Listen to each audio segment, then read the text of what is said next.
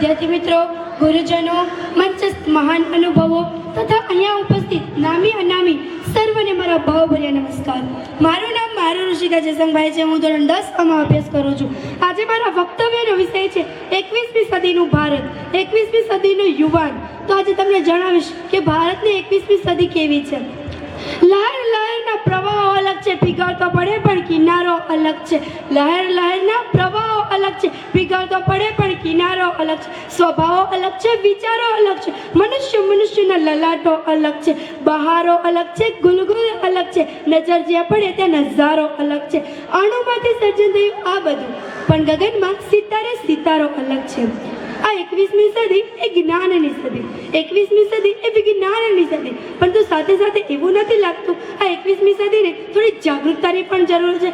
પ્રાચીન કાળમાં આપણા ભારત દેશનો ઇતિહાસ જો સુવર્ણ કાળ હોય તો આ જેવા કયા તે કારણો સર્જાયા જેના કારણે આપણો ભારત દેશ એક વિકસિત દેશ પણ ન રહ્યો?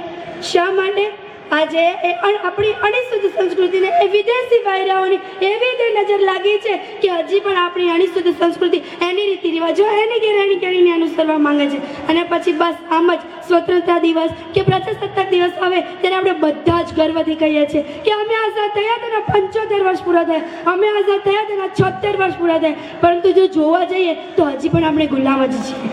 આજે આ વાત થાય ને મને કદાચ મેઘાણીથી સમજાય અને સર્વને કહેવાનું મન થાય કે સત્તારી યમોની ચાલ ધારા કેરી ચુંગા ભોળા કંગાલ કા જ ફાસલા પસારે. ધનિકોમાં લતમુક્તિ, ગરીબોના લાલ રત્ન, સત્તાના ભક્ત જ સોસે કરબાર. બહુદિન જ સત્ય સયા જીવન નિર્વીર તે બંધુત્વ સયા પ્રાણ નવરચના માંગે. જાગો જાગો ગુલામ આવી પહોંચ્યા મુકામ, ઇન્સાફી તખ્ત પર કરાર કાલ જાગે, દેવા દાતીના દંડ ઘોર કાલ જાગે. આજે જ્યારે આ વિશ્વ પવન બંધની વેગે દોડી રહ્યું છે ત્યારે પવનને, એ વેગને આપણે ઝીલી નથી શકતા. સમય સાથે યોગ્ય પરિવર્તન નથી સાધી શકતા. નો ડાઉટ આપણા ભારત દેશ પાસે સૌથી મોટું યુવાધન છે અને તે જ યુવાધન પાસે નોલેજ પણ છે. પરંતુ તે જ નોલેજનો ક્યાં, કઈ રીતે અને કઈ જગ્યાએ ઉપયોગ કરવો એ જ આવડત નથી. અને આની સામે તમને વિદેશી પ્રજાનું દ્રષ્ટાંત જણાવું તો વિદેશી પ્રજાની વિચારસરણી કંઈક આ પ્રકારની છે. જો એ કરી શકે છે તો હું પણ કરી શકું છું, અને જો તે નથી જ કરી શકતો તો તમે અવશ્ય ને અવશ્ય હું કરી શકીશ જ. અને એની જ સામે આપણી વિચારસરણી કંઈક આ પ્રકારની છે. જો એ કરી શકે છે તો તેને કરવા દો ને, જો એ કરી શકે છે તો તેને કરવા દો ને. જો એ પણ નથી કરી શકતો તો હું કયો મોટા જેમ્સ બોન્ડ છું? બસ બરાબર ને? બસ આ જ વિચારસરણી. ક્યારેક તો બદલો આ વિચારસરણીને, કારણ કે કહેવાય છે ને કે સિર્ફ સૂરજ નિકલને સે અંધેરા નહીં મિટતા, બસ આંખેं भी खोलनी पड़ती है रोशनी के लिए. અને આજે વિશ્વમાં સૌથી મહત્વનું પાસું હોય તો એ છે શિક્ષણ. આજે દરેક વ્યક્તિનું શિક્ષક હોવું અત્યંત જરૂરી છે. એવું નથી કે આપણા ભારત દેશમાં શિક્ષણ નથી. આપણા ભારત દેશમાં શિક્ષણ ન મેળવનાર કરતાં શિક્ષણ મેળવનારની સંખ્યા વધારે છે. પરંતુ આજના વિદ્યાર્થીઓ, મોટા ભાગના વિદ્યાર્થીઓની સમસ્યા એ છે કે તે જેમને મળે છે તેમને ઓછું લાગે છે. ધ્યાન રાખજો, હું ફેસિલિટીઝની વાત કરું છું, નહીં કે નોલેજની. જે મળે છે તેમને ઓછું લાગે છે. ફેસિલિટીઝ નહીં પરંતુ નોલેજની વાત નથી કરતી, હું ફેસિલિટીઝની વાત કરું છું. અને આની સામે હું તમને મારો વિચાર જણાવું તો તું શું કરે છે જો તને છે ખબર, તો બીજાના વિચારોની ચિંતા તું ના કર. તું જ છે રાહી, તારા જ રાહનો. જો એમાં છે સચ્ચાઈ તો પછી શાનો ડર? જિંદગી મળી છે તને માત્ર જીવવા માટે, તો બીજાનું કેવું કરી તું શા માટે? એમ સલાહકાર મળશે, સમજાવી જશે. સમજવા વાળું કોઈ નહીં હોય. પોતાનું કે પર કશું તારું હતું જ નહીં, તે ગુમાવ્યું છે અને કશું તારું થવાનું પણ નથી. એના કરતાં જે છે એની કદર કર. અહીં જ્યાં જઈશ ત્યાં નવું જ જોઈશ, કારણ કે અહીં નજરે ફરશે નજર, અહીં નજરે ફરશે નજર. એટલા માટે તો કહું છું, આ દુનિયાદારીના ખેલમાં તું તારી જ અદાકારી કર.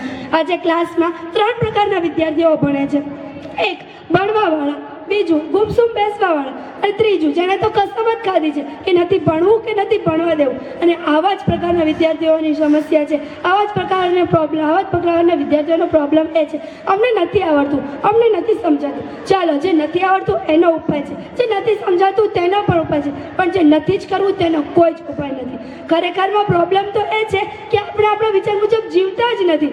આ માત્ર સ્ટુડન્ટ્સને નહીં પરંતુ અહીં બેઠેલ તમામ વ્યક્તિને લાગુ પડે છે કે આપણે આપણા વિચાર મુજબ જીવતા જ નથી. હું આમ કરીશ તો લોકો શું વિચારશે, હું આમ કરીશ તો લોકો શું કહેશે, બસ આ જ વિચારસરણી. ક્યારેક તો બદલો આ વિચારસરણીને, કંઈક નવું કરશો તો નવું થશે, કંઈક નવું વિચારશો તો નવું થશે. એટલા માટે તો કહેવાય છે અહીં નજરે નજરે ફરશે નજર. એટલે માટે તો કહું છું, આ દુનિયાદારીના ખેલમાં તું તારી જ અદા કારીગર. અને આજે આ મંચ પર તો એવી વાતો પરથી જો દરેક વ્યક્તિ એવું વિચારે કે દેશની ઉન્નતિ એ જ મારી ઉન્નતિ, દેશનો વિકાસ એ જ મારો વિકાસ, તો આપણો ભારત દેશ વિશ્વમાં મોખરાનું સ્થાન મેળવી શકે એમ છે. આ તો એ ભૂમિની પ્રજા છે કે સ્વયં સમજે અને સ્વયં વિશ્વને ગર્વથી વિશ્વને કહે, રસ્તો નહીં જડે તો રસ્તો કરી જવાના, થોડા અમે મૂંઝાઈ મનમાં મરી જવાના. રસ્તો નહીં જડે તો રસ્તો કરી જવાના, થોડા અમે મૂંઝાઈ મનમાં મરી જવાના. સ્વયં વિકાસ છે, સ્વયં વિનાશ છે, સ્વયં ખીલી જવાના, સ્વયં ખરી જવાના. સમજો છો શું અમે સ્વયં દીપક છીએ, સ્વયં પ્રકાશ છીએ, દીપક નથી અમે કે ઠર્યા ઠરી જવાના. આ તો એ ભૂમિની પ્રજા છે. આ તો કાંત કુમારી શાંત શરીર અને શહેરોની ભૂમિ છે. આ ભૂમિની પ્રજાને આગળ વધવા માટે વધારે કહેવું ના પડે. અને હવે હું મારી માતૃભૂમિ માટે, મારી માટી માટે એટલું જ કહીશ, આ માટી મારી માયા, આ માટી મારી કાયા, આ માટીમાં હું જન્મી, આ માટીમાં હું જીવીશ, આ માટીને જીવાડીશ, આ માટીને ઉગાડીશ, આ માટીને હું પાડીશ. જય હિન્દ, જય ભારત.